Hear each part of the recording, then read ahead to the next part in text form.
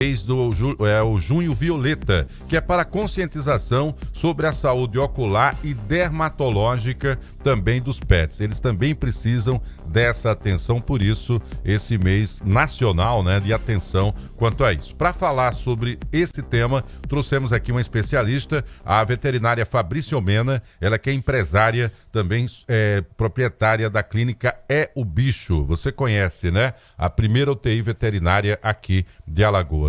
Doutora, eu não sabia, quer dizer que pet também tem problema ocular e em especial nesse período, é um período mais propenso para isso. Por quê? Muito bom dia. Bom dia. Bom dia a todos. Então, a gente trabalha há alguns meses a conscientização de alguns temas. E aí o mês de junho é o que a gente trabalha problemas dermatológicos e oftálmicos, porque muitas vezes eles andam junto, principalmente com animais alérgicos. Então, quando a gente trabalha a parte dermatológica, a gente leva a parte de oftalmologia e otite também, né? Porque eles tendem a pacientes que são alérgicos, eles vêm com esse combo, né? A gente estava até conversando agora pouco sobre isso. Então, pacientes que são alérgicos, ele vem com esse combo. Problema dermatológico, que vem com oftálmico, que vem com otite junto aí para esses pacientezinhos. Há raças específicas para isso? Umas são mais sensíveis que outras? Tem algumas raças que são mais predispostas, né? Como o Shih Tzu, Maltês, os pugs, né? Eles tendem muito. Os problemas oftálmicos, principalmente nos braquicefálicos, a gente observa com uma frequência muito maior, né? Que o olhinho deles, eles são um pouquinho mais para fora, mais protuberantes. Então, braquicefálico quer dizer isso? Eu estava esperando a senhora dar uma pista para eu entender. E o que é o braquicefálico tem um focinho achatado. Focinho achatado, respira como se fosse meio um roncozinho, né? Isso, com ronco, mas o olho, vamos falar como o nordestino fala, esbugalhado. Isso mesmo. Então a gente brinca até que os animais que são braquicefálicos, né, que são esses do focinho achatado, o olho chega antes do animal em um determinado lugar e acaba tendo muito mais lesões. Então, por ele ser um olho mais protuberantes, acaba se ressecando com mais facilidade e tendo lesões maiores. E aí, nesse combo, né, da face aí com dificuldade, a gente tem uma pele mais sensível também. Então, além desses problemas oftálmicos, essas raças, elas tendem a ter muitos problemas dermatológicos também. Então, acaba, assim, vindo com um combo, um combo que leva um animalzinho ao sofrimento, se a gente não tiver cuidados, se a gente não tiver aí os preventivos, um cuidado maior. Evitar umidade, por exemplo, é um fator muito importante, né? Os animais, eles já são têm problemas dermatológicos, já tem essa tendência, e aí a gente leva para passear, aí o animal acaba levando chuva, ficando com as patinhas úmidas, e aí já é o pontapé para iniciar aí problemas que a gente tem. Eu digo assim, quem é tutor de pet lascou, porque o que umas raças trazem de problemas, outras trazem de outros, né? Então se o Shih Tzu, o Maltês, o Pug, tá ali, o Bulldog, trazem esses problemas aí, esse pacote de problemas oftalmológicos, dermatológicos, otites também, que estão acontecendo muito, levando muitos tutores com seus cães e gatos para os consultórios. Então, realmente, a gente precisa estar em alerta o tempo inteiro para quem tem esses animais. Agora, vamos falar de idade. Tem idade que a atenção precisa ser maior? A partir qual é o recorte da idade que você precisa ter uma atenção maior, principalmente com a saúde ocular? Na verdade, os braquicefálicos você tem que estar sempre atento a isso, né? Mas quando eles vão ficando mais idosinhos, a partir dos 6, 7 anos de idade, eles tendem a ter um ressecamento maior do olho. Então, esses animais, eles começam a diminuir a lubrificação natural do olhinho deles. Doutora Fabrícia, é verdade que todo cão da raça Shih Tzu, normalmente essas raças braquicefálicas, né, que você destacou aí, uma hora ou outra vão chegar à cegueira ou não? Eles podem viver naturalmente, chegar ao curso de morrer velhinhos, mas sem estarem cegos? Não, com cuidados a gente consegue evitar ao máximo isso aí, né? Agora, quando é muito idosinho, a gente acaba perdendo realmente a visão, por conta de outros problemas que vão evoluindo, como glaucoma, né? Eles têm, do mesmo jeito que os... Glaucoma? Tem tudo, Marcos. Agora, eu ouço sempre isso. Thaís, olha, eu tenho um Shih Tzu, né? Então, ele tem 8 anos. Então, Thaís, não adianta. Você vai só prolongar a saúde do olho dele com o tratamento, mas vai chegar uma hora que ele vai ficar ceguinho e você tem que se conformar com isso. Então, Isso é verdade, porque me assusta. Eu tenho uma amiga que tem um de 15 anos, Shih Tzu, e tá completamente cego.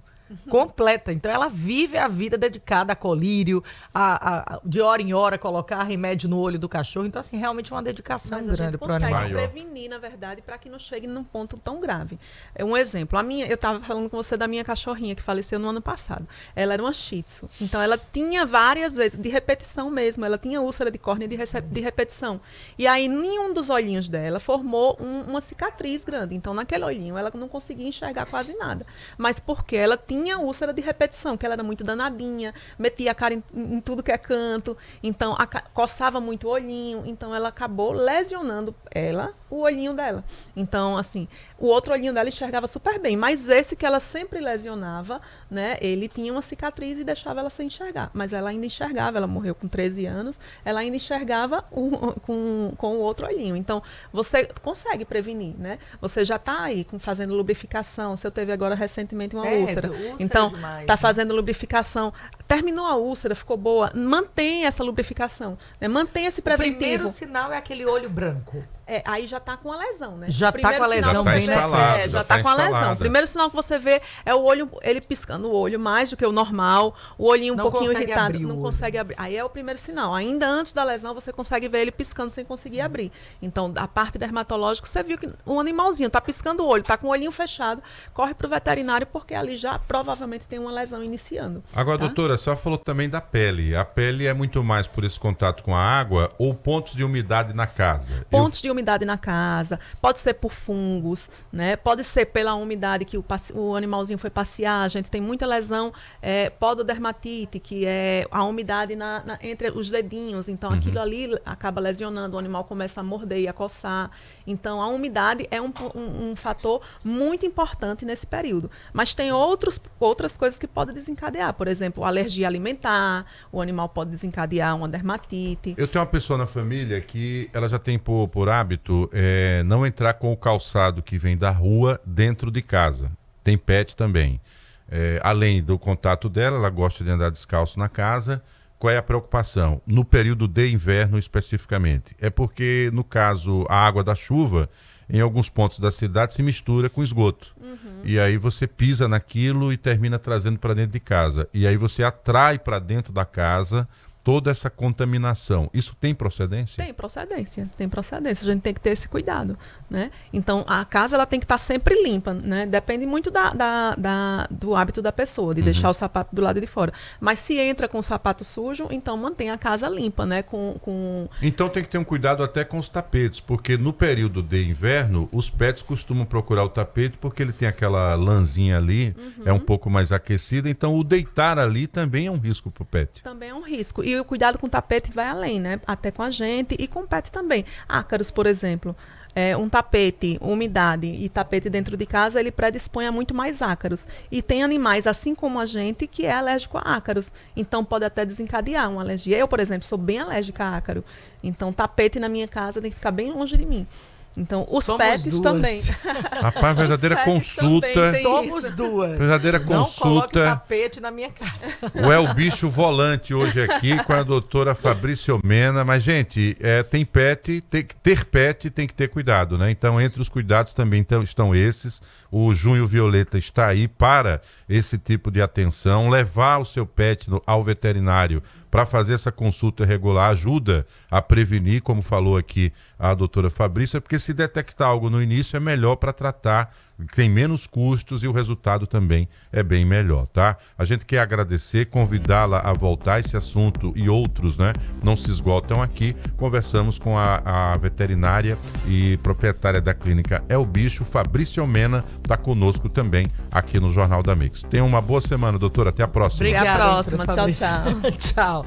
6h43, gente, vamos fazer um rápido intervalo.